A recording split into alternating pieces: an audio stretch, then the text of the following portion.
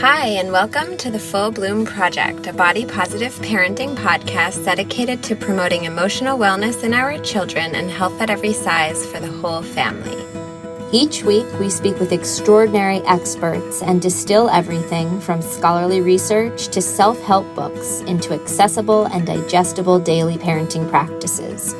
We're your hosts, Zoe Bisbing and Leslie Block, both New York City-based adolescent eating disorder psychotherapists and mothers of two, here to help you help your children fully bloom.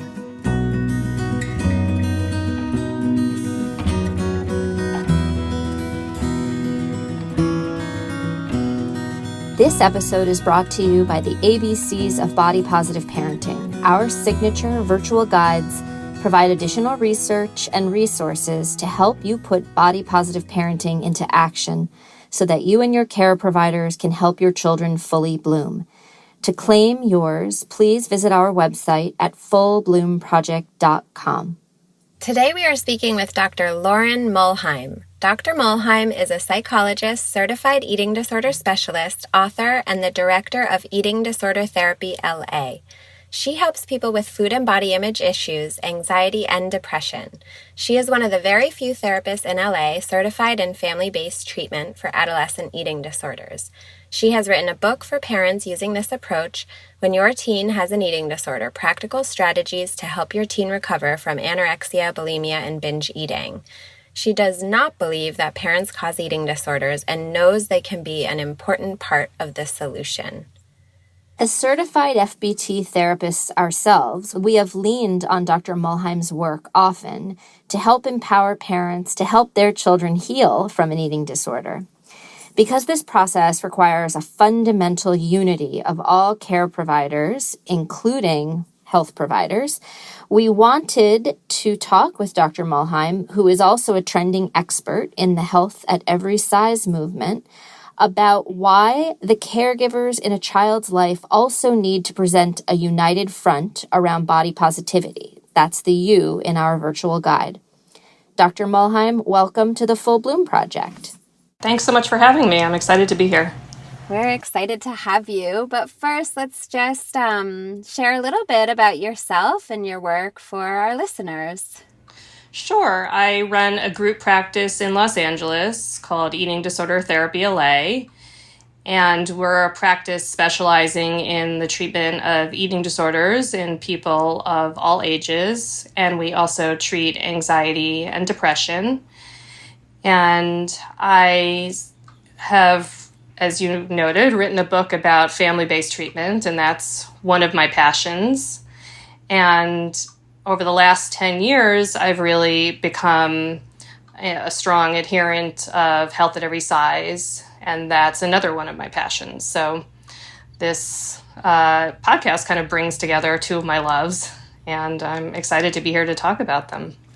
Just for our listeners, because I don't think we've really defined health at every size yet or well for our listeners, I'm wondering if you want to take a stab at that for us. Sure, I'll try. It's complicated.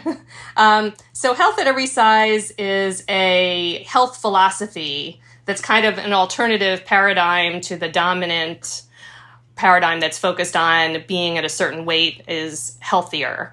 And health at every size focuses on accepting that bodies naturally come in a range of sizes and shapes that is largely genetically determined, and that the focus of health should be broader than weight, and the focus is on mental health, and that it focuses on kind of intuitive eating, which I know you've talked about on your podcast, and it focuses on movement for enjoyment and health purposes other than weight loss. And health at every size also takes a social justice perspective that looks at weight stigma as a social justice issue.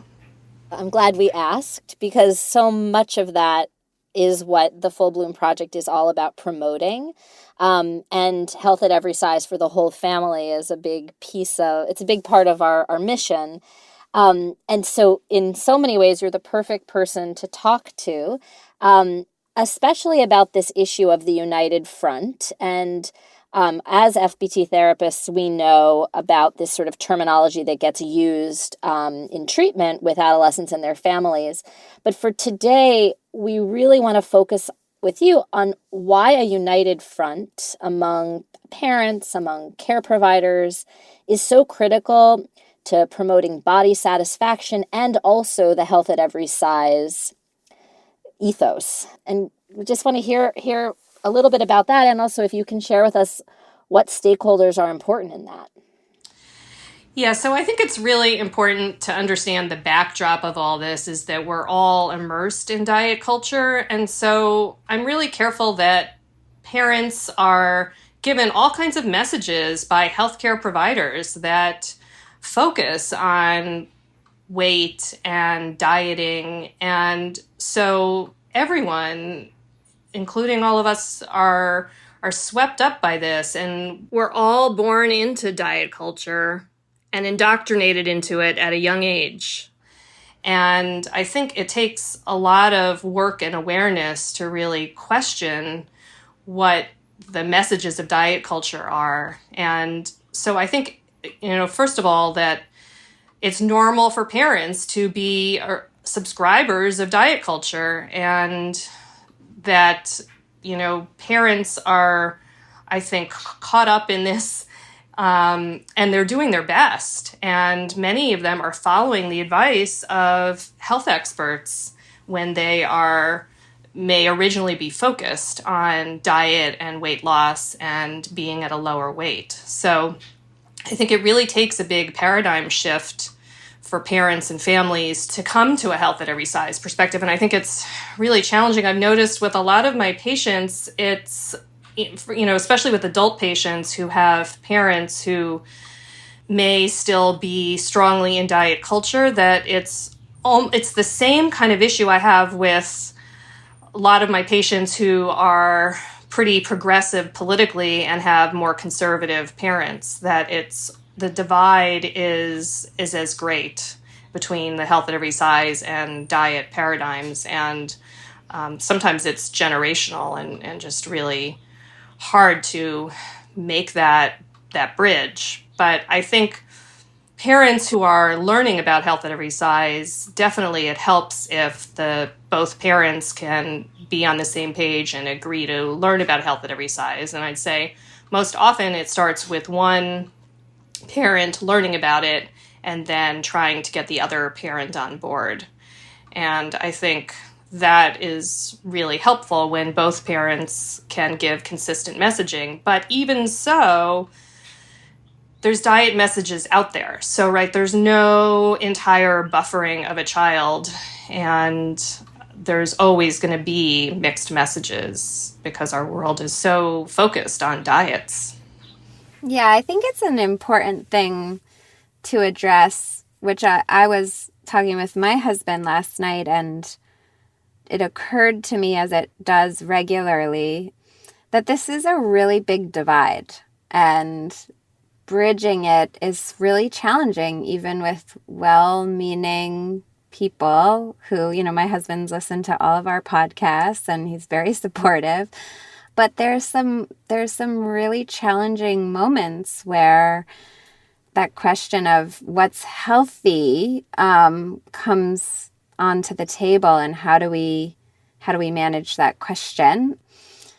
And I guess I'm curious, just in your work, if you have any advice for our listeners who are trying to take their first steps into health at every size and come up against this huge industry or this huge diet mentality, diet culture in kind of every step of the way, how to stay united, and also just how to stay strong. I don't know if that's the right word, but I'm curious how you've sat with people through this.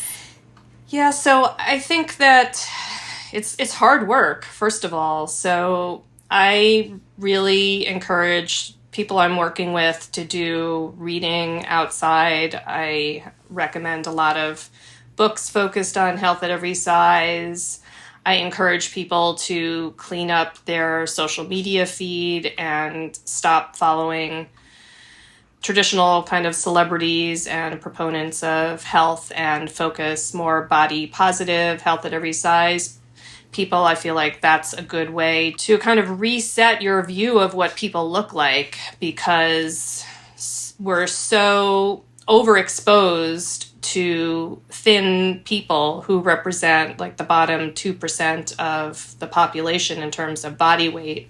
And we miss out on the whole diversity of what bodies look like. And I think that leads most people to have a warped view of what people should look like. So I really encourage people to clean their social media feeds and look at more diverse and follow more diverse people. And I think a really encouraging trend is now some new photo resources having more diverse bodies. I saw something on Twitter last night that looked really exciting. And I think just being exposed to more diverse body images can be really helpful in the process.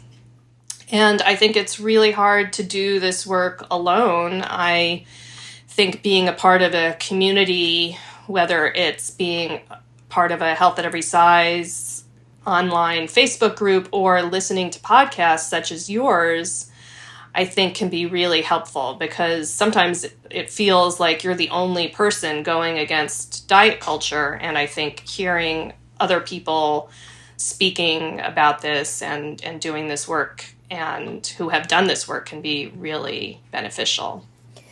Yeah, and that, I mean, I that's our idea, right? To try to at least have one parent kind of listen, get curious, and then have research-informed material to share with their family, with their partners. And we find that focusing our content on research, it has appealed to people that are maybe otherwise skeptical. But this, to me, and this is the part that gets me really incensed, I'm so aware, based on all the conversations we've had with various researchers, how far behind the medical training is around this, like in particular for pediatricians, and how there's all this information being shared among kind of folks like us that isn't really making its way into mainstream, let's say, pediatric offices for well visits. And so I'm wondering if we could talk about how important the United Front is when it comes to pediatricians, adolescent medicine doctors, and also how we can get those medical providers on board if they're maybe from a different paradigm that you were referencing before. Yeah, I think that's challenging, and that may take a couple of generations to really re-educate upcoming pediatricians. So I feel like that's a big, huge issue. And I think parents have to first educate themselves, and they may or may not be able to educate pediatricians. And then I think have to be prepared. In my own experience, I love my kid's pediatrician. My kids are now 21, 19, and 17. And I have stayed with this pediatrician, but I have to let you know that 2 of my 3 kids grew out before they grew up in puberty, and they gained weight before their growth spurts. And twice I got the talk about you have to check in about their weight. Fortunately, they talked to me privately. They didn't do it in front of the kids, but they gave me the warning, like, there's been a lot of weight gain, and make sure they're exercising and eating enough vegetables because of this obesity fear. My other child actually grew up before she grew out, and I got she's where everyone would want to be. She's 75th percentile for height and 25th percentile for weight. And that, immediately didn't have an impact on me. But shortly after that, I had some other concerns about her, where she was kind of reporting euphoria after running and gotten more picky about eating. And I had just finished my FBT training, and I thought, this could be like early anorexia. She's like not eating enough. She was in club soccer at the time and would come home from soccer and not want dinner, at like 8:00. And it like dawned on me like, oh my God, this could be an issue. And so I did this intervention that was kind of like an FBT intervention where I basically reorganized the family around, we have to make sure she's eating enough. I wouldn't allow her to go to soccer unless she ate dinner first at 4:00. And then I required her to eat another dinner when she got home at 8 p.m. And I made sure everyone in the family, including grandparents, knew that we had to make sure she ate enough. And they also observed some other like weird things about her not wanting to eat. And it was only a year later or 2 years later, and the intervention took like 6 months maybe, and it wasn't a big deal. And I don't even think she would probably even remember it much. And she did gain weight, and 2 years later, I wrote a blog post about this, and I plotted her weight on her growth curve, and looking back, she had totally fallen off the growth curve. At the point when the pediatrician said she's 75th percentile for height and 25th for weight, and that's where we all want to be, she had totally fallen off her weight chart, and the pediatrician did not notice it. And so to me, this was a real blatant example of weight stigma in my own pediatrician's office, that they were more concerned about my children who gained before they grew, who, by the way, were on their growth curves all along, and my daughter who grew without gaining was held as the ideal, and she's the one that actually had fallen off her growth curve. And if I hadn't done an FBT-like intervention, I don't know that she wouldn't have developed an eating disorder. It's pretty challenging to hear that. And as a parent, we don't know what we don't know, right? And I guess that's our hope, is that we'll help inform some parents about what we want them to know, or what we hope is helpful for them to know, so that they can be, even more powerful agents of support and development for their children. Yeah, so my advice to parents is, those growth curves that the pediatricians plot, you want to look at them and make sure that, every child pretty much grows along a similar trajectory, whether it's the 25th percentile, the 50th, the 75th, whatever is normal for your child is probably normal for them. When I have a teen in treatment, I always get those growth charts, and it's amazing how most kids really do grow along one steady trajectory. And I am now a proponent of parents should, at least in the U.S., where the pediatrician's tracking it, parents should also ask to see them and double check, because your pediatrician is really more concerned about the child gaining too much and is not, watching for an eating disorder or falling off the weight curve. Yeah, and we're actually going to do a whole episode dedicated to genetics and growth charts because of this very issue. And I'm just very mindful in this moment that the three of us are family-based treatment providers. There's a very small number of us, nationwide, worldwide, and most people wouldn't know that. They would feel, especially with a trusted pediatrician who you've been with since perhaps birth, your child's birth, is celebrating your child for being, hearing you say it wasn't even that she missed something, it was that she was actually celebrating this thing. She's where we all want to be, and missing a potential crisis that just so happens you happen to be one of the few people trained in this intervention that happened to catch it. That is such an unusual privilege to have. And so I'm constantly aware of that power differential in the doctor's office, and how things like that are happening. And then also how hard it is to challenge the status quo, or even advocate for your doctor to talk to you privately about any weight concerns rather than just say it in front of the kids, because that happens too. And so how can we, as parents that are not as well trained, let's say, how can we get this conversation going? Even if we can't change the establishment this generation, can the three of us think of anything? What can we do? What can they do? I'm just wondering, how realistic do you think it is for every parent listening to, call up their doctor next time they're in and say, hey, listen, it's really important to me that you talk to me about my child's weight without my child in the room. Like, can we agree on that? I don't know. Do you think that's a first step? What would you say is the first step? I think that's reasonable, and fortunately my pediatrician did do that. The conversations about weight were, when they were concerns, were with me alone. So that seems reasonable. I think it's very hard to find pediatricians who are on board with health at every size. In Los Angeles, I'm working on a project with local people where we're going to try to identify some doctors of all types of doctors who we think may be open to health at every size, and we're going to start doing some outreach and education to them.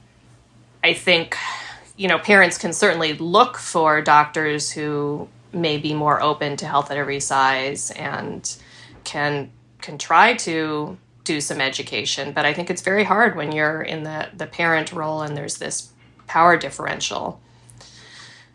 I don't know that I have the answers to that. Well, but I mean, I think, Leslie, that's a good first step, and it at least puts it on the radar that you're advocating. I'm actually, as we were sitting here, I'm thinking about how it's not just the pediatrician, it's also like even preschool teachers. My kids are built quite differently. And I remember I was with my little one in my older son's preschool, and two of the teachers were commented. They said, "Oh, he's chubbier than your older son." And I was like, okay. I mean, it's a strange thing to say. I mean, to me, it's cool. Are you just describing him? I mean, what was the purpose of that comment? I don't quite know. But I was definitely caught off guard. And I didn't go back to say, hey, you know what? In our family, we really try not to talk about body shape. It's just a value of ours. It's protective. I mean, that's an awkward conversation. And I'm a therapist, It is. But it just occurred to me, I totally let that go. But this is exactly what we're talking about, right?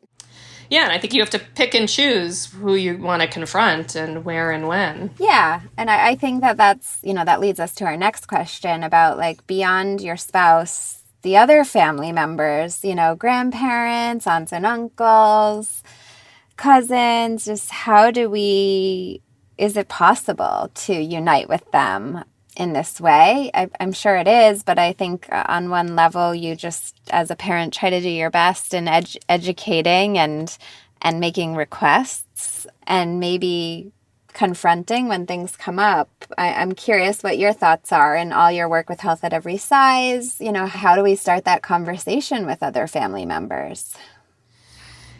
Yeah, I think it's tricky. I think you have to make choices on who's most important and who you think you can bring on board. Some people may just not be approachable on this issue. And I think other people, you can let them know that this is something you're learning about and share some of the resources.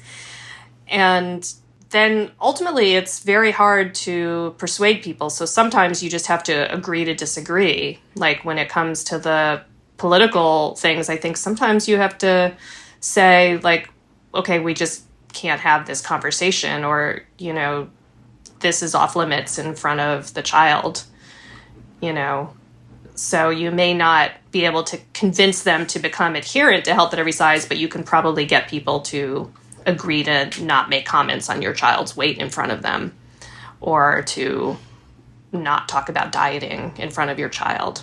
So sometimes that's the best you can do. It sounds like it's about creating boundaries. It's not necessarily about trying to create conversion, but rather advocating for boundaries. And I really think that analogy to political divide it's fitting, because this is it's that polarizing at times. Yeah, and I've noticed when I've taught health at every size, I taught it to graduate programs recently, and you can see people who are open to it, their minds are just blown when you kind of explain this paradigm. And it really is that different from the usual stuff that we've been brought up believing. So I really do think it is a big divide. Mm-hmm. Well, speaking of the divide, and this is media and cultural climate is something we talk about probably every other week here. But how can parents, in the spirit of the United Front, help a child be prepared for that unpredictable disunity that they will inevitably experience within our current cultural climate, thinking about social media, magazines, TV, etc.? Well, I think parents learning about this can really set up a household that is non-diet focused, that focuses on all foods being allowed, around enjoyment of more decadent, fun foods. They can do some education, some books that are body positive and share that with children and talk about respect for all bodies and body diversity. And I think they can watch the images that the kids are seeing and do education. There was an amazing study in the International Journal of Eating Disorders about, I think, 5 or 6 years ago that talked about weight stigma in children's programming and how rampant it was. And it was even shows like SpongeBob SquarePants. And the article found that in most children's programming, there was a lot of weight stigmatizing comments, a lot of teasing, a lot of fat jokes, and then always followed by a laugh track. And almost no one ever stood up for the person who was being made fun of. So I think as parents watch children consuming some of this stuff, they can start to notice and point out that these are weight stigmatizing comments, that it's, not funny, and do some education around that. And I think that, the work that parents are doing around body diversity, certainly as kids get older, making sure that kids are seeing more diverse bodies can, I think, be really helpful.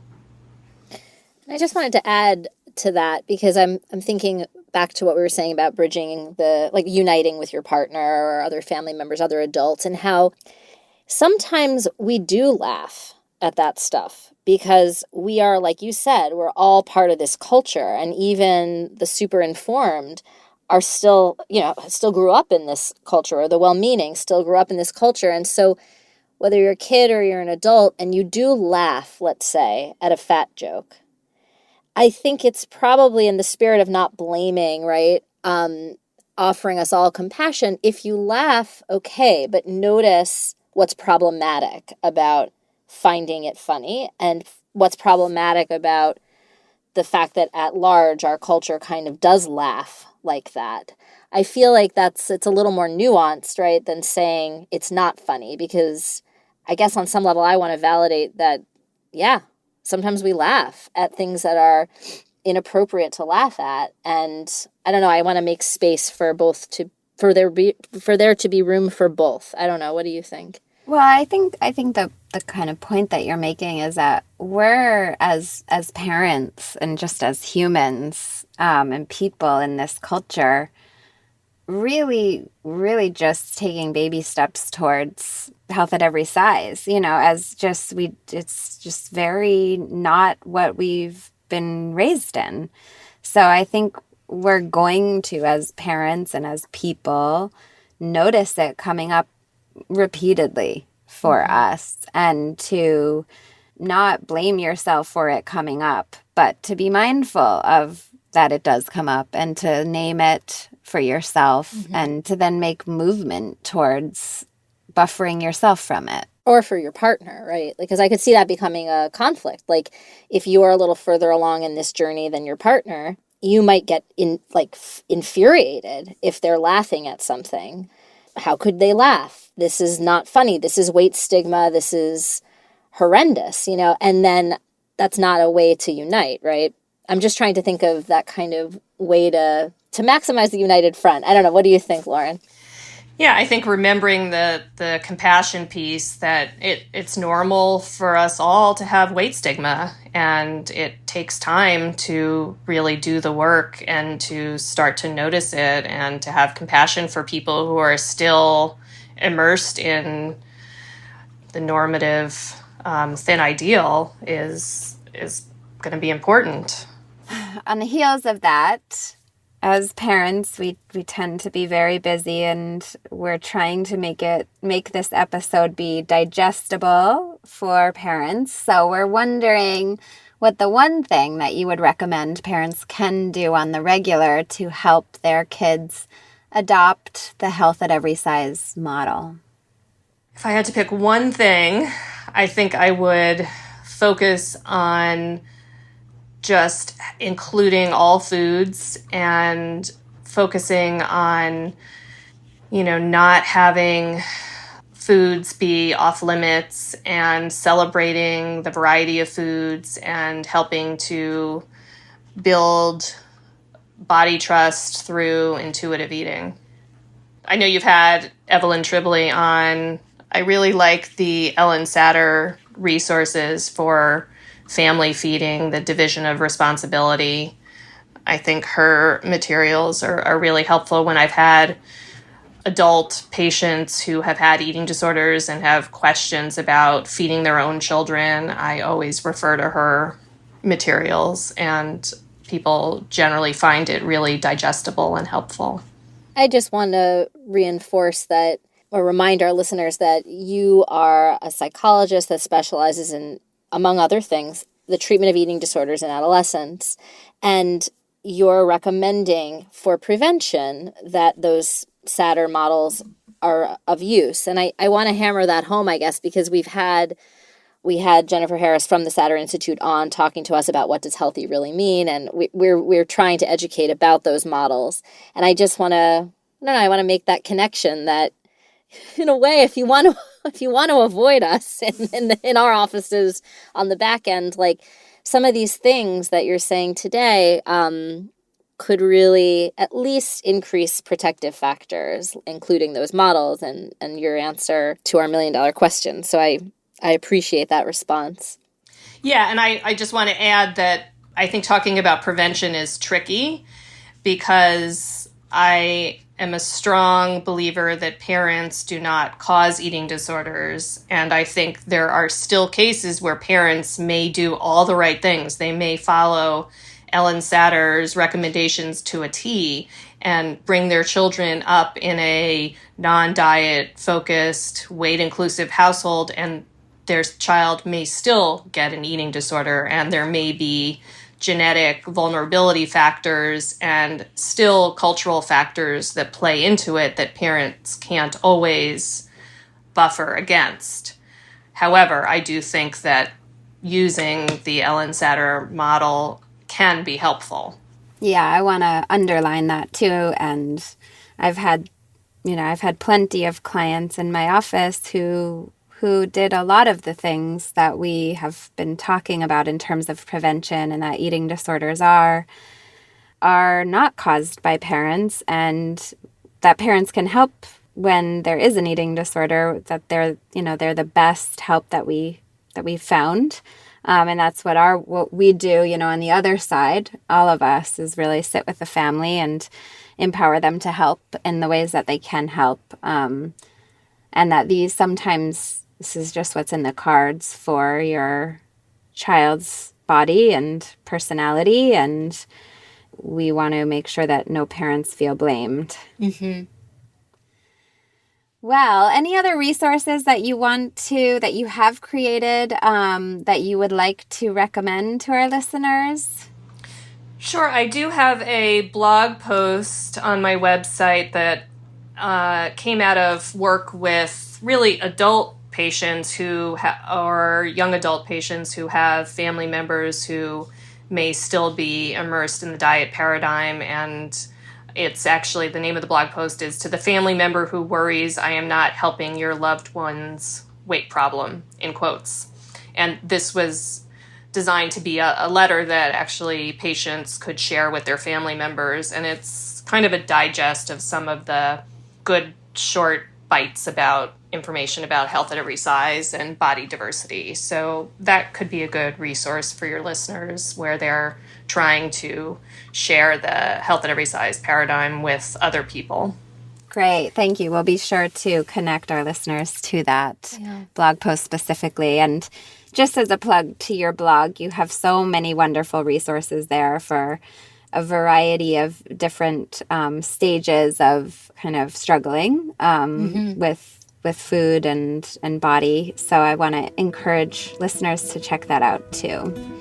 And I want to thank you for joining us today, and also for this kind of radical work you're doing. I love that you've blended the family-based treatment with the health at every size, and I know more, but in particular, because those are over on the East Coast, those are two interests of ours that we are also trying to blend. So it's wonderful to see you trailblazing on the West Coast. So thank you for that too.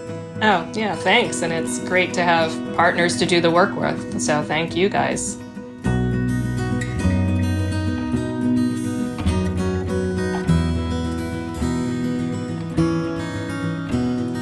So what did you think? It was interesting to realize we hadn't actually defined health at every size on the podcast yet. Both of our work is really informed by that perspective, but it hadn't really come up so specifically in any episode. So I'm really glad that you thought to ask Lauren to introduce the HAES paradigm for listeners. Yeah, I agree. And to me, it fits in so well with this idea of a united front, that being able to be unified with others and talking about body positivity and health as something really beyond weight loss is so powerful and so protective for our kids, and so hard. It really is so hard. And like she was saying, kids are going to be exposed to diet culture no matter what, and so are parents. No one can be completely buffered. But really, because of that, there is this social justice component to health at every size that calls for advocacy to hopefully build a more united front in the culture on these issues, as well as at the family level, with our spouses and other important people in our kids' lives. Totally. And Dr. Mlheim made the point that it can be really helpful to get connected with a community and not go at it alone. And I suppose that's really what's inspired our whole mission, right? To build this body positive parenting community and include caregivers or healthcare providers in there as well. And I definitely see that in my own experience, even working with you on this podcast. It's opened up a fortified commitment to this work, especially as we get feedback, that the mission is connecting with parents and clinicians. And I'm feeling this new sense of community, which it feels lovely, right? It really does. It feels nice to be connecting with people in this world that feel like they want to think about this stuff with us together and talk about this stuff. Totally. And we can build united fronts by introducing these ideas to others and seeing if they're on board. And at the same time, I think she made an important point. I love the analogy to the politics. Like, you're not going to get everybody on your team. And maybe there's that generational difference. Whatever it is, you're not necessarily going to have the full support and unity from everyone in your life. And that's okay. I just had dinner last night with friends who are intrigued. They're intrigued by what I'm doing here up at the Full Bloom Project. And they ask questions and they're curious, but they absolutely have good, bad foods in their family. And they do a lot of feeding behavior that is not in line with what we're trying to promote here. And I'm not going to lie, it frustrates me that I couldn't convert them. But at the same time, I respect that. And I appreciate that they're willing to listen. But I'm also appreciating that then I had this call with you today to record this. So I feel like I've got my community. And for those listening, if you're feeling isolated and like you're the only one that doesn't want to be talking to your kids about calories or how there are good and bad foods, and it can certainly help to connect with communities online and read materials, our resources, and there are so many more, just to know that you're not alone and that, you can unite with so many different informed people, right? Yeah, we've noticed that we at the Full Bloom Project want to create a resources page for all of you in addition to kind of our podcast pages on our website that has a bunch of different resources, and also getting you more support if you're listening and feel that you need more support. I personally have been really inspired by Christy Harrison's Food Psych podcast.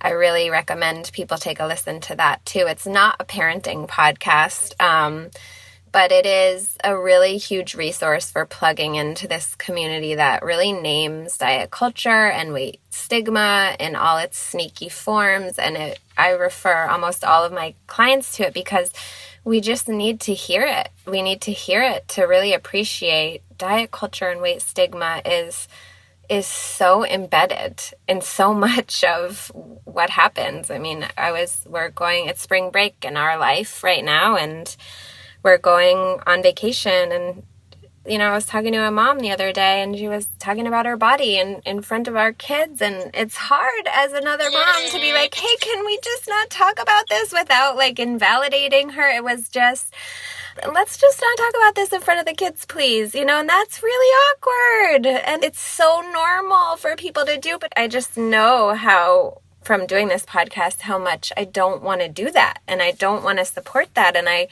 want to support the mom talking about something else with me. And so, enjoying swimming with her kids, there's so much greatness that, we could be talking about instead of worrying about how we might look in our bathing suits. So anyway, this podcast is about that. How to be on a unified front when people don't even know they're talking and living in diet culture right now. And how to do it in the real world, which is hopefully what these conversations that you and I are increasingly having towards the end of the podcast as we digest the information, because in theory, it's all wonderful. And I love Christy Harrison's podcast too, because you can really go listen there and live in a world where all of this is just totally normal and regular. But the struggle, of course, is to step into the real world where that's the conversation around spring break. And anyway, we could go on, but maybe we should leave it there. What do you think? Yeah, I think so. And I also want to, one last thing I want to make sure listeners know is that we're going to follow up more on this conversation about pediatricians, because medical providers are such a huge part of the United Front. We are going to have an episode on growth charts, which we feel is really important for all parents to understand how to navigate as their children grow through their youth. But on top of that, our previous episode, which if you haven't listened to it, episode P, was an interview with one of the medical doctors out there who is fully on board with health at every size. And I just want to make sure people listening know that we're going to keep the resources coming on how to navigate weight stigma when it's coming from different people in your life, including your doctor, because that's one challenge that really comes up a lot. Yeah. No, I'm glad you said that and referenced episode number 15, which is slightly longer than our usual episodes, but it's packed with so much medical information. So I'm glad you said that. And as always, if you like what you're hearing, especially if you want more people to be able to find the Full Bloom podcast, we really appreciate you leaving us a review or rating on iTunes. Thank you for listening, and we'll be back next week with more body positive parenting wisdom.